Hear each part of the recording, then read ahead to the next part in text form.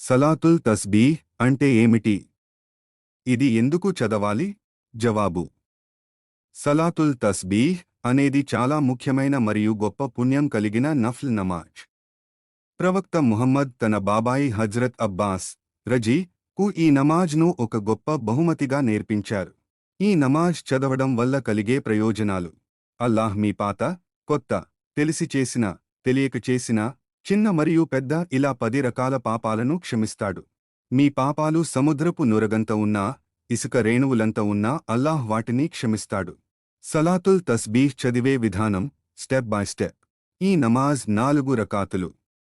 ఇందులో మొత్తం 300 సార్లు ఈ క్రింది తస్బీహ్ చదవాలి: సుబ్హానల్లాహి వల్హమ్దులిల్లాహి వలా ఇలాహ ఇల్లల్లాహు వల్లాహు అక్బర్.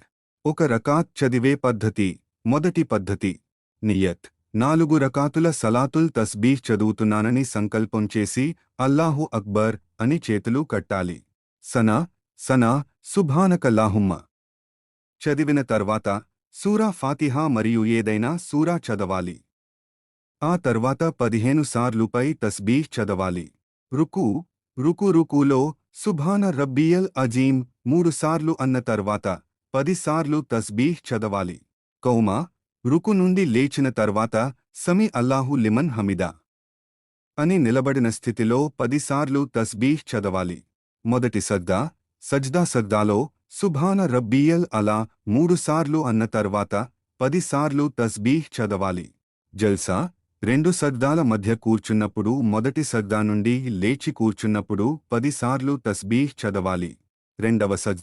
రెండవ సజ్దాలో కూడా సుబ్హాన రబ్బియల్ అలా తర్వాత 10 సార్లు తస్బీహ్ చదవాలి.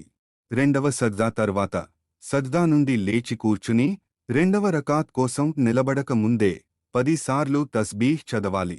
గమనిక: ఇలా ఒక రకాత్లో మొత్తం 75 సార్లు తస్బీహ్ అవుతుంది. 4 రకాతులలో కలిపి 300 సార్లు పూర్తవుతుంది. ముఖ్యమైన విషయాలు: ఎప్పుడు చదవాలి? వీలైతే ప్రతిరోజూ, లేదంటే ప్రతి శుక్రవారం, లేదంటే సంవత్సరానికి ఒకసారి, కనీసం జీవితంలో ఒక్కసారైనా ఈ నమాజ్ చదవాలి. రెండవ పద్ధతి: కొందరు పండితులు కిరాత్ సూరా చదవక ముందే 15 సార్లు, సూరా తర్వాత 10 సార్లు చదవాలని చెబుతారు. 2 పద్ధతులు సరైనవే. ఘనత: ఈ నమాజ్లో చదివే 3వ కల్మా అల్లాహ్కు అత్యంత ప్రియమైనది. ఇది స్వర్గంలో మొక్కలు నాటడంతో సమానం.